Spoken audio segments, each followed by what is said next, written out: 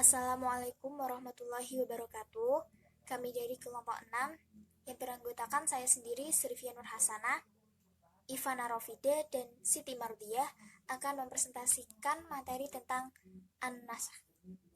Yang pertama yaitu pengertian al-nasakh. Ditinjau dari segi etimologi, kata nasakh memiliki beberapa makna, diantaranya pengangkatan sesuatu, penghilangan, dan pemindahan. Selain itu, nasakh juga berarti pembatalan, penyalinan, atau penghapusan. Sesuatu yang membatalkan disebut nasikh, sedangkan sesuatu yang dibatalkan disebut mansukh. Selanjutnya yaitu syarat-syarat nasakh. Yang pertama, nasikh harus terpisah dari mansukh. Kalau tidak terpisah, seperti sifat dan istisna, maka tidak dikatakan nasakh. Yang kedua, nasikh harus lebih kuat atau sama kekuatannya dengan mansukh. Karena itu, Al-Quran bisa dinasakh dengan Al-Quran dan hadis mutawatir.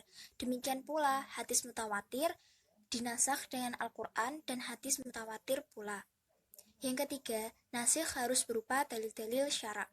Kalau nasikh bukan dalil syara', seperti mati, maka tidak disebut nasakh. Tidak adanya hukum terhadap orang yang sudah mati dapat diketahui akal tanpa petunjuk syara'. Yang keempat, mansukh tidak dibataskan kepada sesuatu waktu. Seperti kebolehan makan dan minum pada malam hari puasa dibataskan kepada waktu fajar. Kalau sudah terbit fajar, maka makan dan minum tidak dibolehkan lagi. Meskipun menghapuskan kebolehan makan dan minum, namun tidak disebut nasakh. Hukum pertama dengan sendirinya akan hilang apabila waktu yang disebutkan telah habis. Yang terakhir yaitu mansukh harus hukum-hukum syara'. Yang bisa dibatalkan atau mansukh hanyalah hukum syara'. Tidak semua nas-nas Al-Quran dan hadis dapat dinasakh. Slide selanjutnya akan dilanjutkan oleh Saudari Ivana Rofide. Kepada Mbak Ivana, saya persilahkan. Baik, saya akan melanjutkan penjelasan dari Mbak Via. Rukun nas. Adapun rukun-rukun nas yang harus diterapkan. 1. Adat nas. Adat nas adalah pernyataan yang menunjukkan adanya pembatalan hukum yang telah ada. Yang kedua yaitu nasih. Nasih adalah dalil yang kemudian menghapus hukum yang telah ada. Pada hakikatnya, nasih itu berasal dari Allah, karena Allah lah yang membuat hukum dan menghapusnya. Yang ketiga adalah mansuh. Mansuh adalah hukum yang dibatalkan, yang dihapuskan, atau yang dipindahkan. Yang terakhir adalah mansuh ahan, yaitu orang yang dibebani oleh hukum. Selanjutnya yaitu klasifikasi nas. Nas berdasarkan subjek dibagi menjadi 4. 1. Nas Al-Quran dengan Al-Quran. Para ulama yang mengakui adanya nas telah sepakat dengan nas bentuk ini, dan menurut mereka nas bentuk ini memang terjadi di dalam Al-Quran. Yang kedua yaitu nas Al-Quran dengan sunnah. Nas jenis ini terbagi dalam 2 macam, yaitu nas Al-Quran dengan sunnah ahad dan nas Al-Quran dengan sunnah mutawatir. Para ulama sepakat bahwa nas Al-Quran dengan sunnah ahad tidak sah, karena Al-Quran bersifat qat'i, tidak mungkin dihapus dengan yang masih bersifat zanni. Yang ketiga yaitu nas sunnah dengan Al-Quran. Berbeda dengan Al-Quran yang dinas oleh sunnah, para ulama sepakat memperbolehkan Al-Quran menaskan sunnah. Yang terakhir yaitu nas sunnah dengan sunnah. Dalam hal ini, sunnah masih terbagi lagi dalam 4 macam, yaitu nas sunnah mutawatir dengan nas sunnah mutawatir, nas sunnah ahad dengan sunnah ahad, nas sunnah ahad dengan sunnah mutawatir, dan yang terakhir yaitu nas sunnah mutawatir dengan sunnah ahad. Yang kedua yaitu nas berdasarkan objek, dibagi menjadi 3. 1. Nas al-tilawah wa al-hukum. Kedua, nas al-tilawah duna al-hukum. Yang terakhir yaitu nas al-hukum duna al-tilawah. Kemudian selanjutnya nas berdasarkan kejelasan dan cakupannya. 1. Nas sharih. Nas jenis ini dinyatakan dengan terang dan jelas bahwa kedatangan hukum yang kedua telah menaskan hukum yang turun lebih awal. Yang kedua yaitu nas zimmi. Nas ini mengisyaratkan adanya hukum yang berlawanan dengan hukum yang datang lebih dulu, meskipun turun untuk sebuah masalah yang sama serta diketahui waktu turunnya. Yang ketiga yaitu nas kulli.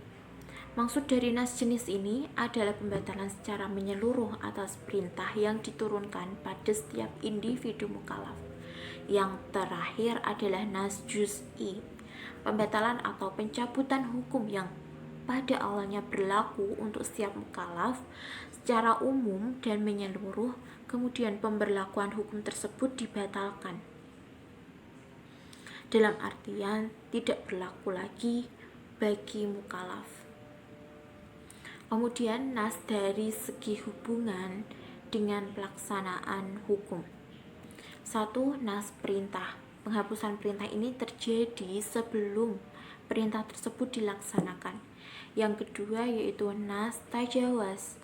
Nas bentuk ini terjadi misalnya ketika Allah memerintahkan perpindahan kiblat ketika melaksanakan sholat dari Baitul Maqdis ke Masjidil Haram. Yang terakhir yaitu nas terhadap perintah karena sebab tertentu. Penghapusan perintah dalam nas bentuk ini dikarenakan turunnya suatu hukum yang telah hilang sehingga perintah tersebut diganti dengan perintah-perintah yang lainnya. Baik, untuk penjelasan selanjutnya akan dijelaskan oleh Mbak Siti Mardiah. Kepada Mbak Siti Mardiah, saya persilahkan. Problematika eksistensi naskah mansukh dalam Al-Quran. 1. Hujah kelompok yang pro naskah mansukh. Ulama yang mendukung eksistensi naskah mansukh menyatakan bahwa naskah penghapusan sebagian ayat Al-Quran oleh ayat yang lainnya adalah boleh dan telah terjadi. Alasan mereka adalah a. Dalam Quran Surah Al-Baqarah Juz 2 ayat 106, artinya ayat yang kami batalkan atau kami hilangkan dari ingatan pasti kami ganti dengan yang lebih baik atau yang sebanding dengannya. Tidakkah kamu tahu bahwa Allah Maha Kuasa atas segala sesuatu? B. Dalam Quran Surah An-Nahl Juz 16 ayat 101, artinya, dan apabila kami mengganti suatu ayat dengan ayat yang lainnya dan Allah lebih mengetahui apa yang diturunkannya, mereka berkata, sesungguhnya engkau Muhammad hanya mengada-ngada saja, sebenarnya kebanyakan mereka tidak mengetahuinya. C. Karena adanya kontradiksi antara satu dengan ayat yang lain, jika dilihat dari segi makna yang tersurat, seperti ayat tentang wasiat dan ayat yang tentang mawaris. 2. Hujah kelompok yang kontra dengan mansukh.